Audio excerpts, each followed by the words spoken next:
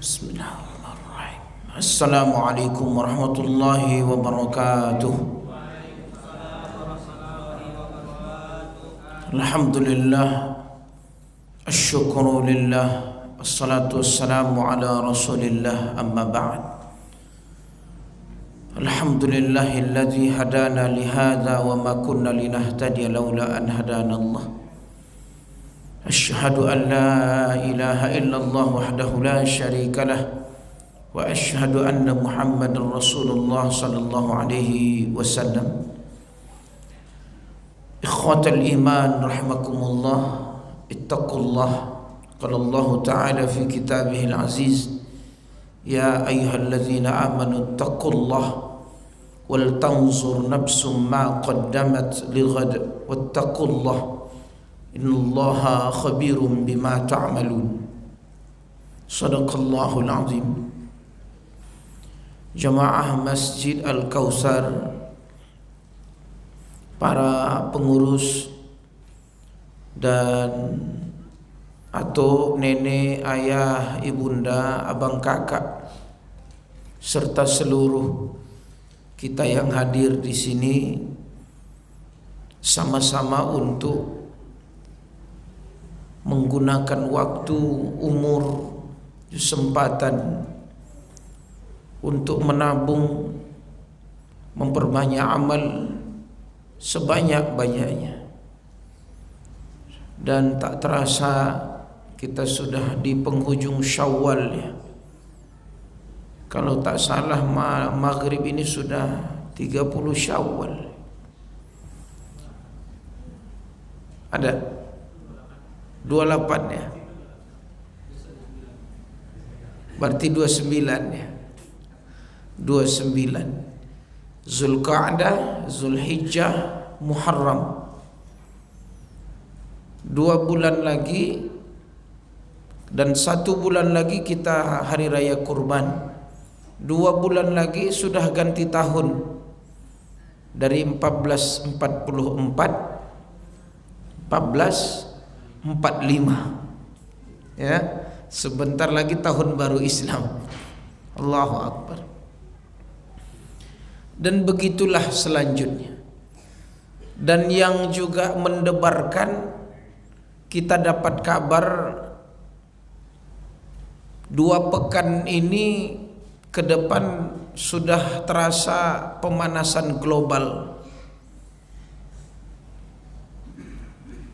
Hampir Asia ini merata cuaca itu mendekati 40, bahkan ada yang 44, 45 ya. Ini di antara kewaspadaan kita, gelombang panas. Baik, mari kita tajdid, perbaiki dan perbaharui niat kita, terutama duduk dan bersimpuhnya kita di rumah Allah ini. Niatkan ini adalah majlis ilmu yang dicintai Allah, Rasul dan orang beriman, bahkan para malaikat. Niatkan ini adalah memakmurkan masjid. Niatkan juga ini adalah bahagian dari silaturrahim akbar. Kita bertemu, berjumpa untuk saling nasihat menasihati dalam kesabaran, ketakwaan dan kebenaran. Tema hadis kita maghrib menjelang isya ini saya ambil dari kitab Riyadhus Shalihin. Temanya adalah banyak jalan menuju kebaikan. Saya tulis beberapa alasan dari tema ini di luar dari hadis ini sebagai pengantar. Poin pertama adalah bahwa umur kita ini terbatas.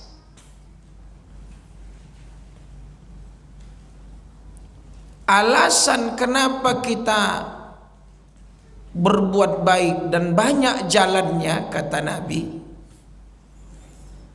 karena umur kita terbatas, tidak kekal.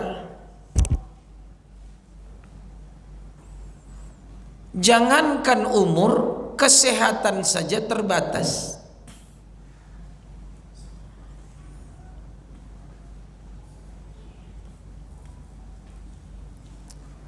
Hulu dan hilirnya kan muaranya adalah surga.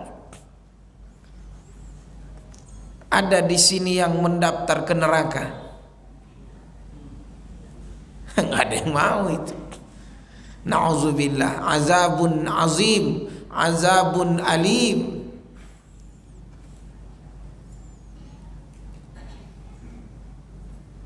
Azab as-sa'ir, yang menyala-nyala. Ya. Na'udzubillah. Ya, kata Allah, qu anfusakum wa ahlikum nara. Na'udzubillah. Yang kedua, potensi dan kemampuan kita juga terbatas. Kita sebenarnya kalau dimaksimalkan, ya kemampuan kita ini kan tidak sama, potensinya tidak sama. Maka untuk mengejar amal-amal baik ini harus prioritas. Ada yang terlahir itu cacat, ada yang terlahir itu memang orang tuanya nggak punya apa-apa. Ada yang sampai besar tua menikah punya anak cucu, rumahnya ngontrak.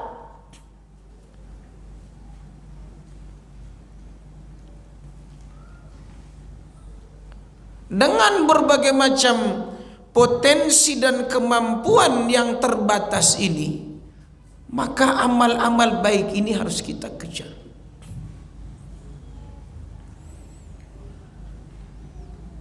Ada yang saya temui seumur hidup, maknanya sampai dia tua, dia hanya imam masjid.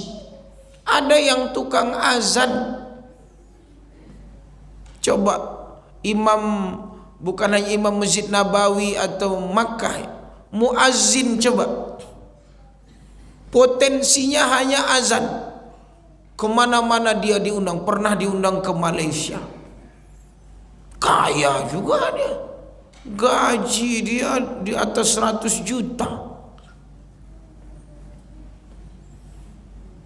Tapi kerjanya enggak ada yang serabutan. Dia tukang azan aja.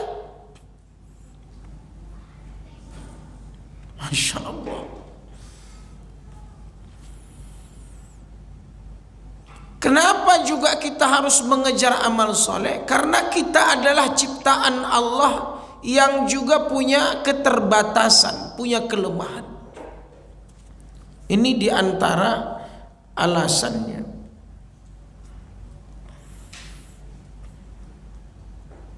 Sehingga kita makhluk yang lemah, yang diberi akal, dan Allah memberi kesempatan kita banyak peluang.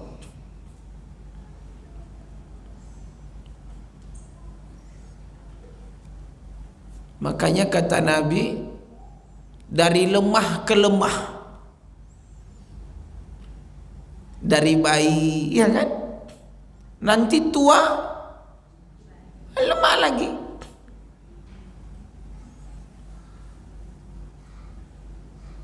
Min du'fin ila du'fin, min turab ila turab. Ada yang dahsyat, dari tanah ke tanah. Asal muasal Nabi Adam itu dari kita dikuburkan ke tanah.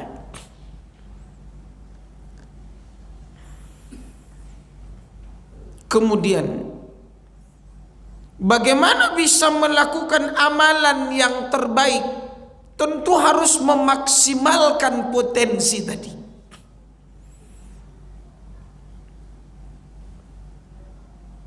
Makanya ayat-ayat ini ada dalam hadis ini dimuat. Kata Allah begini, "Wa ma taf'alu min khairin fa innallaha bihi alim." Di ayat yang lain, "Wa ma taf'alu min khairin ya'lamhu Allah." Ayat ini kalau tak salah tentang haji. Al-hajju ashhurum ma'lumat, faman farada fihinna al-hajja fala rafasa wala jidala wala fusuqa wala jidala fil hajj wa ma taf'alu min khairi ya'lamhu Allah wa tazawwadu, berbekallah kata Allah, karena sebaik-baik bekal, fa inna khairaz zadit taqwa, sebaik-baik bekal itu takwa. Ada kisahnya. Abu Hurairah radhiyallahu anhu pernah ditanya, "Ya Abu Hurairah, apakah engkau tak sedih? Kenapa engkau tak menangis kehilangan dunia?"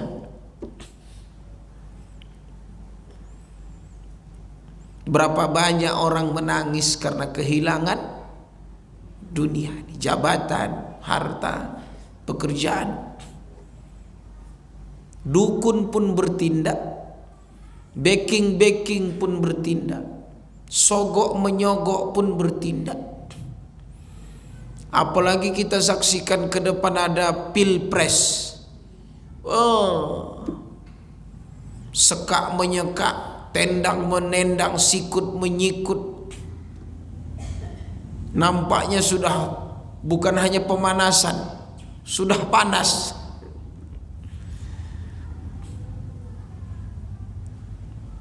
Seolah-olah yang dulu kesalahan-kesalahan, dosa-dosa itu berubah seketika dengan handphone ini jadi orang yang alim baik. Dahsyat sekali. Ada pula yang pendukungnya, ada yang menyokongnya. Padahal itulah hebatnya kebaikan, dia nggak bisa ditipu. Kebaikan itu tidak akan bisa direkayasa, nggak akan.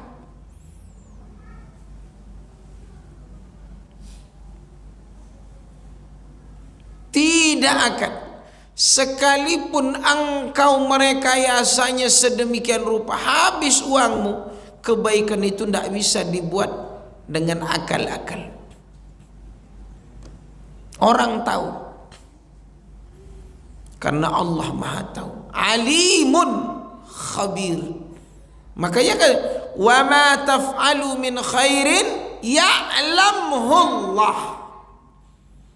Makanya kaedahnya ada di surah apa itu?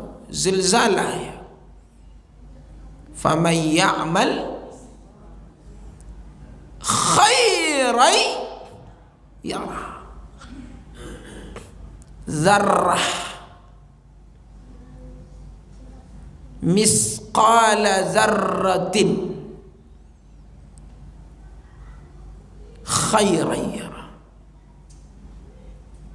syarran yarah. Saya pernah mendengar kajian tafsir tentang zarrah. Ada yang mengatakan biji sawi, ada yang mengatakan debu atau karpet yang ditepuk, debunya bangkit. Lalu misal ini kita hidupkan lampu, lampu itu bukan seperti ini banyaknya, satu lampu aja. Lalu kita melihat di terangnya lampu itu ada debu yang berterbangan. Debu itulah yang disebut zarrah.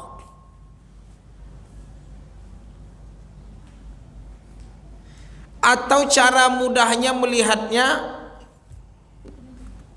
ambil gelas putih seperti ini, tuang air, tepuk karpet, lihat dari bawah.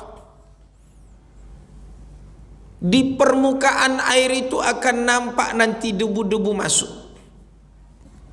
Debu yang kecil itu zarrah, kata ulama. Baik dia, ada amal baiknya, debu itu dihitung sama Allah. Begitu juga kejahatan.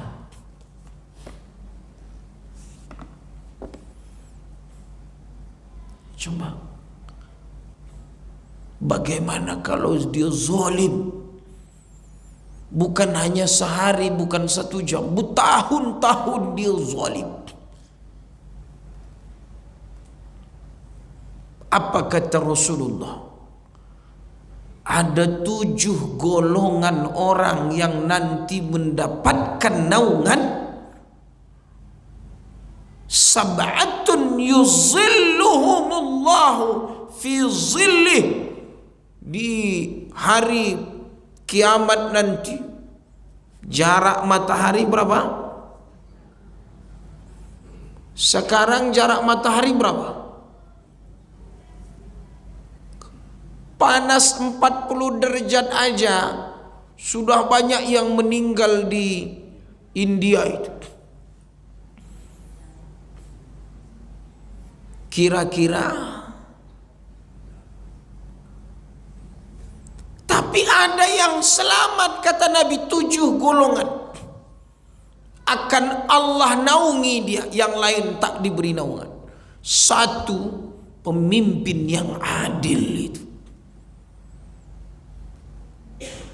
Kenapa?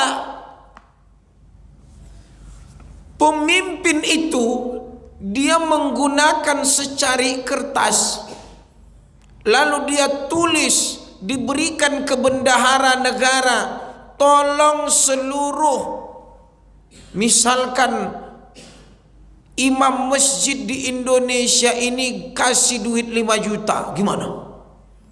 Yang belum nikah bisa nikah, yang kredit Honda lunas. Begitu dia, kenapa Allah beri dia pemimpin itu yang adil itu, diberi naungan? Karena dengan satu perintah, kebaikannya menyebar ke seluruh negara itu. Seluruh janda-janda yang sudah ditinggal suaminya misalkan, yang dilihat dia fakir miskinnya, kasih dia per bulan 10 juta. Gimana Bu? Mau nggak ibu milih saya jadi cawapres? Nggak usah capres, cawapres.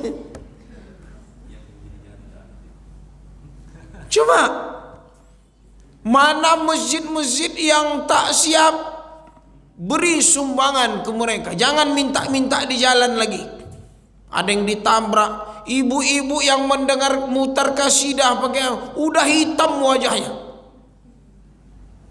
Datang bus, minta presiden tulis, seluruh gubernur tidak ada masjid yang minta-minta, semuanya harus dibangun, uang negara. Gimana? Apa kata Nabi? Itu memberi naungan nanti dengan keadilannya.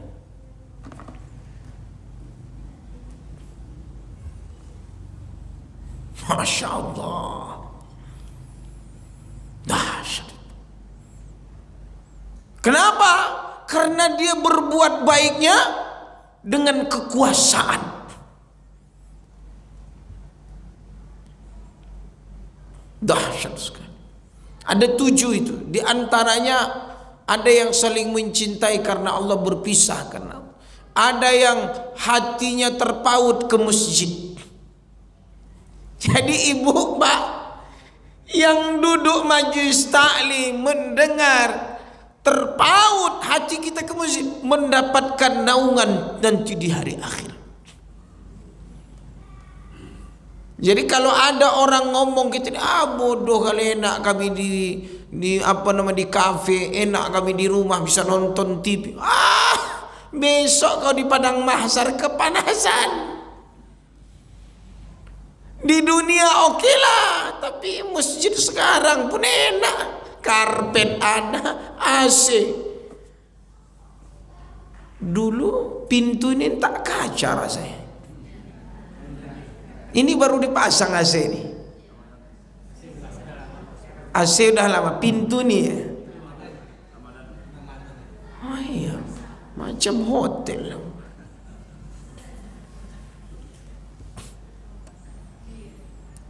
Jadi kalau ada orang tak terpaut hatinya ke masjid hari ini, sayang itu. Tak dapat amal kebaikan, tak dapat naungan nanti di hari akhirat. Allahu Akbar. Banyak itu 7 hal itu. Baik, karena ini fokus kita di tema ini. Kemudian untuk itu kata ulama,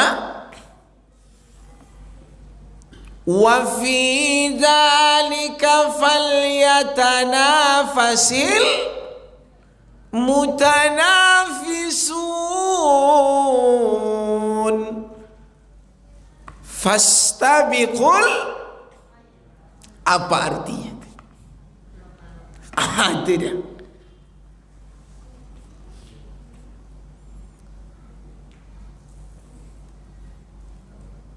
Jangan sampai terlambat berbuat baik. Anda harus terdepan. Contohnya siapa? Sahabat Nabi, Amirul Mukminin yang pertama siapa? Khalifah pertama siapa? Waktu subuh itu dikumpulkan Nabi, diminta buatlah pertanyaan, siapa yang sudah sedekah? Siapa yang sudah melayan orang sakit? Siapa yang tahajud? Siapa yang ini? Siapa? Sayyidina Abu Bakar As-Siddiq. Makanya kata Nabi, kalau ditimbang lawuzina imanu Abi Bakrin bi imani hazihil ummah la rajaha imanu Abi Bakar. Kalau ditimbang imannya Abu Bakar dengan seluruh umat ini, makanya ada hadisnya, umat Nabi termasuk yang pertama masuk surga dari umat Nabi Muhammad adalah siapa? Sayyidina Abu Bakar. Ditimbang iman kita dengan imannya Sayyidina Abu Bakar, lebih menang imannya Abu Bakar.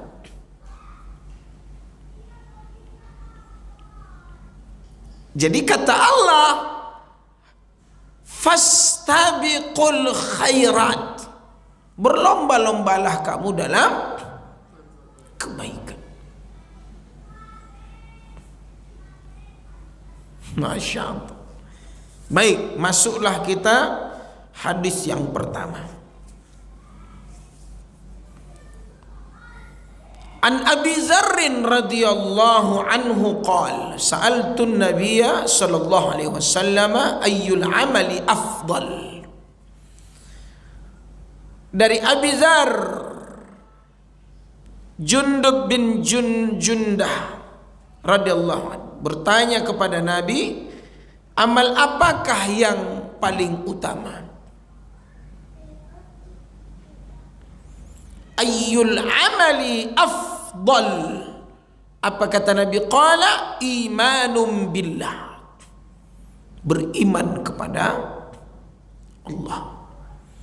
Ayatnya juga ada, laisal birra an tuwallu wujuhakum qibalal masyriqi wal maghrib walakinnal birra man amana billah wal yawmil akhir wal malaikati wal kitabi wan nabiyyin wa atal mala ala hubbi dzawil qurba wal yatama wal masakin. Terus ayat. Masya Allah. Bahkan syarat untuk memakmurkan masjid aja iman. Kata Allah, innama ya'muru masajidallah man amana billahi wal yawmil akhir. Jadi ketika Abu Dzar bertanya, pertanyaannya, amal apa yang lebih afdal? Kata Nabi, imanun billah. Makanya ayat-ayat Madaniyah itu turunnya ciri-cirinya apa? Ya ayyuhal ladzina amanu. Karena di Mekah selama 13 tahun itu yang ditempa imannya. Makanya kata Allah dalam Al-Quran, apa ayatnya? Wa basyiril ladzina amanu wa amilus salihat wal asr innal insana lafi illal ladzina amanu. Di akhir surah Al-Kahfi kata Allah,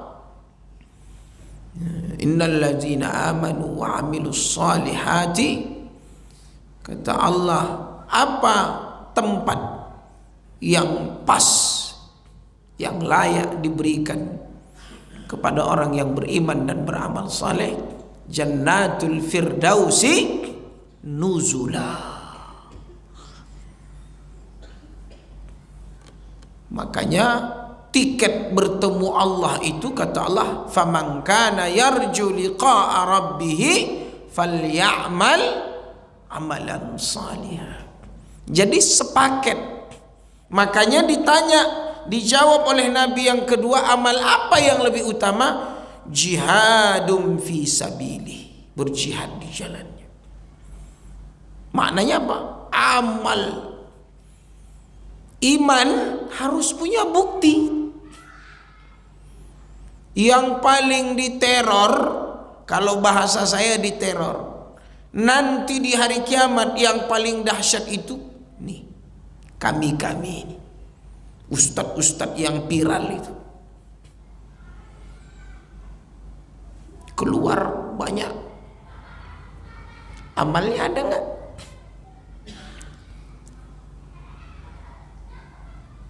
Dahsyat pertanggungjawaban. Makanya ayatnya kata Allah, lima taquluna ma la taf'alun. Jangan ngomong aja, amalnya ada enggak?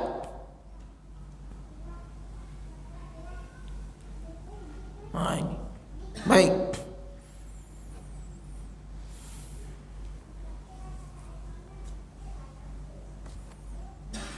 Qultu fa ayyur riqabi afdal? Qala a'laha samanan wa anfasuha inda ahliha. Fa in lam af'al qala tu'inu dayi'an aw tasna'u li akhraqa. Qala fa in lam af'al qala tad'an nas min asy-syarri fa innaha sadaqah tasaddaq biha ala nafsika. Muttafaq alaih. Aku bertanya, memerdekakan budak yang bagaimana yang paling utama? Itu di zaman sahabat kan masih ada. Memerdekakan budak ketika saat disayang oleh tuannya dan yang paling mahal harganya. Gimana kalau tidak mampu? Beliau menjawab, membantu orang yang bekerja, atau kamu menyibukkan diri agar hidupmu tidak sia-sia.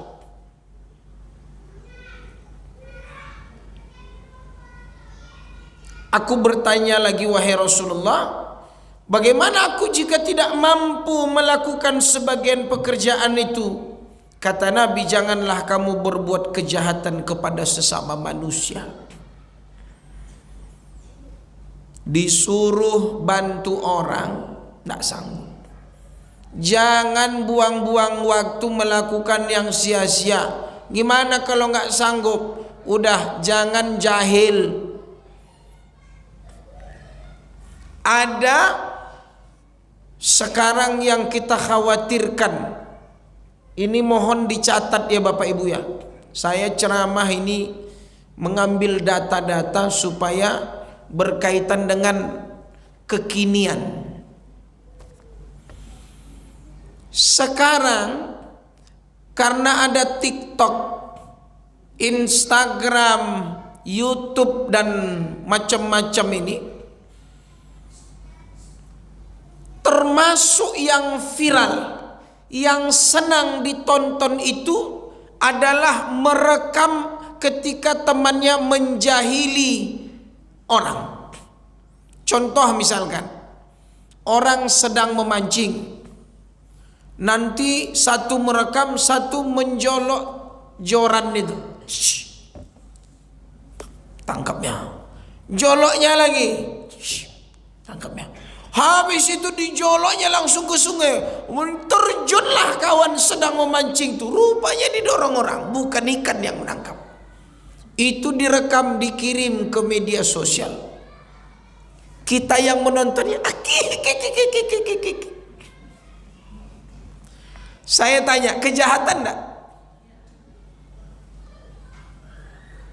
Kalau enggak ada orang tua diprank sama anaknya, orang tuanya padahal lagi tidur, datang istrinya, anak-anaknya buat konten video, sholat maid, Allahu Akbar, Allahu Akbar, ayahnya terbangun ngamuk. Ini konten saya.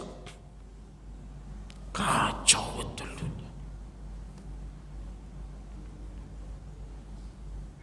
Melempar orang,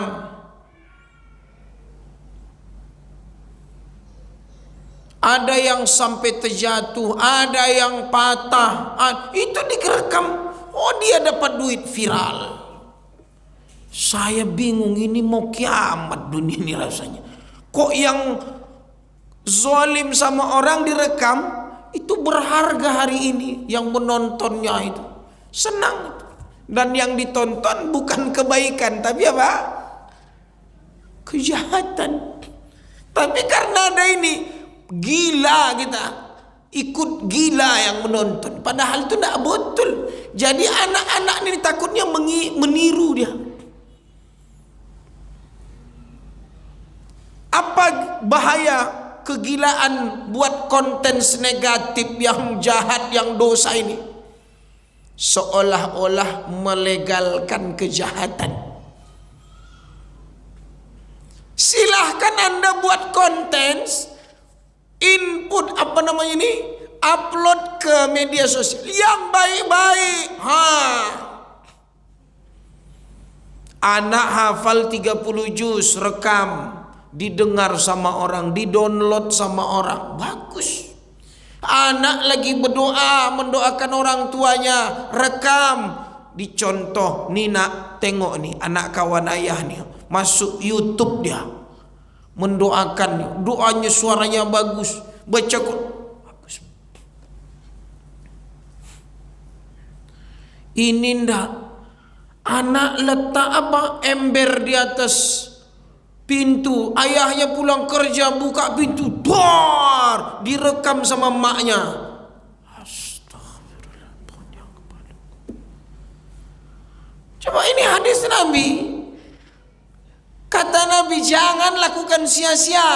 Kalau gimana aku tak sanggup, jangan buat jahat sama orang.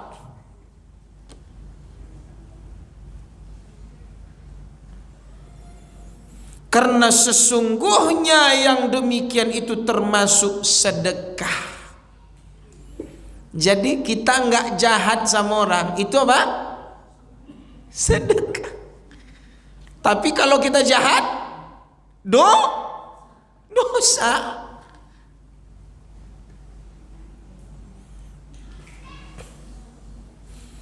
Ada hadis. Hadis ini pernah saya, bahkan teman-teman kita juga Silahkan ini yang mungkin RT, RW, lurah, camat atau yang teman-teman dewan itu. Alhamdulillah ini buat program dari hadis Rasulullah ini. Hadisnya begini. An Ibni Umar anna rajulan jaa ila Rasulullah sallallahu alaihi wasallam faqala ya Rasulullah ayyun nasi ahabbu ila Allah. Siapakah di antara manusia yang paling dicintai oleh Allah? Wa ayyul a'mali ahabbu ila Allah azza wa jalla. Amalan-amalan apa yang paling dicintai oleh Allah? Apa jawab Rasulullah? Ahabbun nasi ilallah ta'ala anfa'uhum linnas. Manusia yang paling dicintai Allah, manusia yang paling bermanfaat untuk manusia.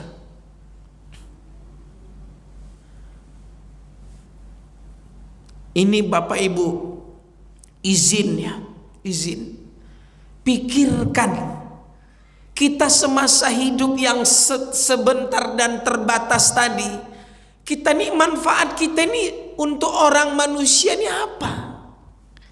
Manusia itu siapa? Suami, ayah mak kita atau nenek kita, abang kakak adik kita kalau ke bawah. Kalau ke samping rumah, tetangga. Kalau ada di sini Bapak RT, Bapak RW, apa programnya ini? Lihat nanti nih. Dahsyat. Coba apa kata Nabi? Nabi ditanya, siapa manusia yang dicintai Allah? Amalan apa yang dicintai oleh Allah?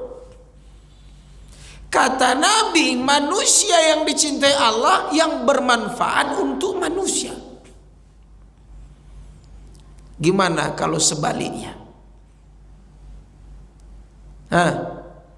Sebaliknya gimana bahasanya?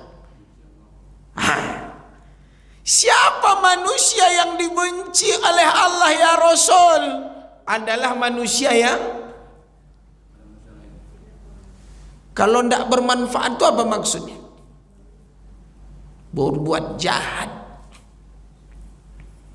zalim, itu paling dibenci. Kenapa Pak? Kenapa kalimatnya nas di situ, an-nas? Karena kebaikan dan kejahatan itu ketika diletakkan kepada manusia itu Pak Bu turun temurun. Contoh Pak Rangga ini punya anak, misalkan ditinju, Bapak marah nggak sebagai orang tuanya? Kan? Coba. Omnya tahu, omnya preman. Kok bengkak kepala kau? Om, aku ditinju. Omnya pun marah. Ketemu sama RT, ketemu sama RW, coba lihat. Jangankan yang jahat, kita dijahati aja bisa jadi kadang kita yang kena. Contoh, saya ada dulu di sini nih, ada orang dia minjam Honda itu Matic, dia biasa pakai manual gigi. Di pom bensin Babu Salam, pom bensin Babu Salam itu kan sempit, yang Honda sebelah kiri, yang mobil sebelah kanan. Kalau yang sekarang ada yang ujung juga Pertalite, di tengah Honda, yang di sini Pertamax gitu. Dulu yang 2 jalur arah ke pasar itu premium, yang Honda di ujung. Saya beloklah pelan ini, dia lari 60 di dalam pom bensin, ditabraklah mobil saya, buang, tekilirlah kakinya. saya antar ke rumahnya, daerah sini. Kumpullah keluarganya menyidang saya. Orang ini kayaknya kurang pendidikan atau kurang perasaan.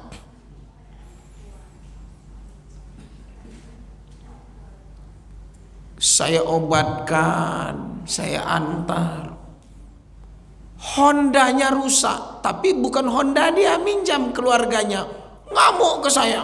Saya akan panggil TNI keluarga saya.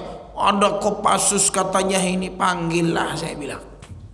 Dipikirnya saya ini orang yang takut-takut. Orang Medan, mantan preman.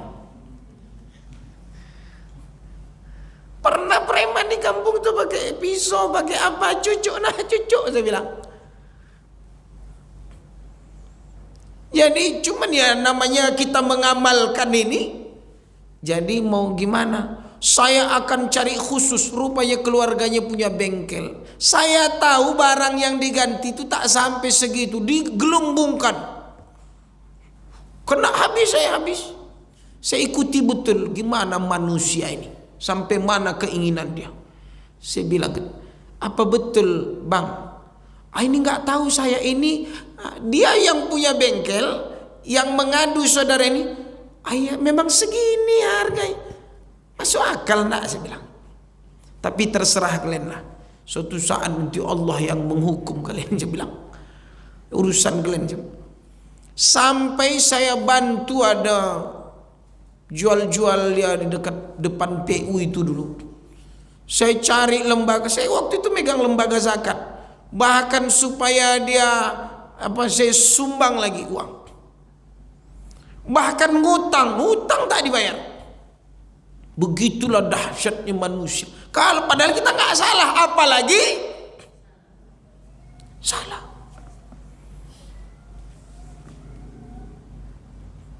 Saya ingat betul banyak kejadian itu. Dahsyat. Dalam dunia travel saya ikut 10 travel ada saya, mungkin lebih sekarang. Janji dan lain. Yang kita baik aja belum tentu manusia, apalagi begitu apa maknanya? Kata Nabi, khairun nas itu anfa'uhum linnas. Terpulang manusia ini menilai. Kita hanya mengharap ridha Allah. Saya mau cari orang itu. Kenapa? Untuk apa? Mendakwahi dia. Begitu dicarai. Nabi kan begitu. Dihina, malah dibawakan bubur. Diludahi. Sampai ada yang Yahudi yang buta matanya mengamen itu. Dia bilang apa? Terlaknat Muhammad. Kata dia. Dihinanya Rasul, dihina. Jangan dengarkan Nabi Muhammad itu, dibilang dia. Bukan Nabi lagi, disebut nama dia. Meninggallah wafat Nabi. Datanglah Sayyidina Abu Bakar ke rumah Aisyah anaknya. Wahai anakku, istri Rasul, apa amalan Nabi yang belum aku lakukan? Ada di pojok Madinah seorang buta Yahudi mengemis, dan Nabi tiap pagi membawakan susu, roti, dicelupkan, disuapkan. Itu amalan Nabi. Dibuatkanlah oleh Aisyah radhiyallahu anha. Dibawa waktunya, cara menyuapkannya, ditepis sama dia. Ditepis. Kau siapa? Kau bukan orang yang biasa menyuapkanku makanan, kata. Kaget. Kok tahu dia? Sambil disuap itu menghina Nabi. Bayangkan. Padahal yang menyuapkan siapa? Nabi. Dicontoh oleh Sayyidina Abu Bakar. Meninggal Nabi diteruskan, nggak cocok. Apa kata Sayyidina Abu Bakar, tidak tahan Sayyidina Abu Bakar. Wahai buta Yahudi, sebenarnya yang biasa menyuapkanmu makan sudah wafat. Menangis si buta Yahudi ini. Dan sesungguhnya kata Sayyidina Abu Bakar, oh itulah orang yang sering kau hina. Dialah Rasulullah. Menyesal dia, menangis dia, bawa aku ke kuburnya, sampai akhirnya dia bersyahadah dan masuk Islam. Gak ada yang sia-sia dalam berbuat kebaikan. Gak ada. Jangan nanggung. Jangan nanggung buat kebaikan. Tadi malam transfer sekian juta, 5 juta, tolong Ustaz bagikan. Ramadan itu berapa puluh juta saya bagikan. Saya foto rumahnya, saya cari orangnya, saya cari biodatanya, saya kirim ke orang yang menitipkan uang itu. Cari. Setidaknya Bapak Ibu, sebelum nanti kita teruskan pembahasan, Bapak Ibu, setidaknya kita hanya menjadi landasan kebaikan pun jadilah. Catat itu. Setidaknya titip duit Ustaz, tolong ini amanah, bagikan. Setidaknya, Masya Allah, lakukanlah. Di umur yang tadi terbatas, kemampuan terbatas, tapi Allah Maha Kaya, Ghaniyun, Alimun, Hakimun. Allah memberikan kita kadang kesempatan kita berbuat baik. Ambil. Ambil. Sekecil apapun. Sekecil apapun. Karena kalau yang kecil aja tidak terima, mau langsung yang besar, gimana? Nah mungkin. Ya, baik, ini saja. Astaghfirullahaladzim. Assalamualaikum warahmatullahi wabarakatuh.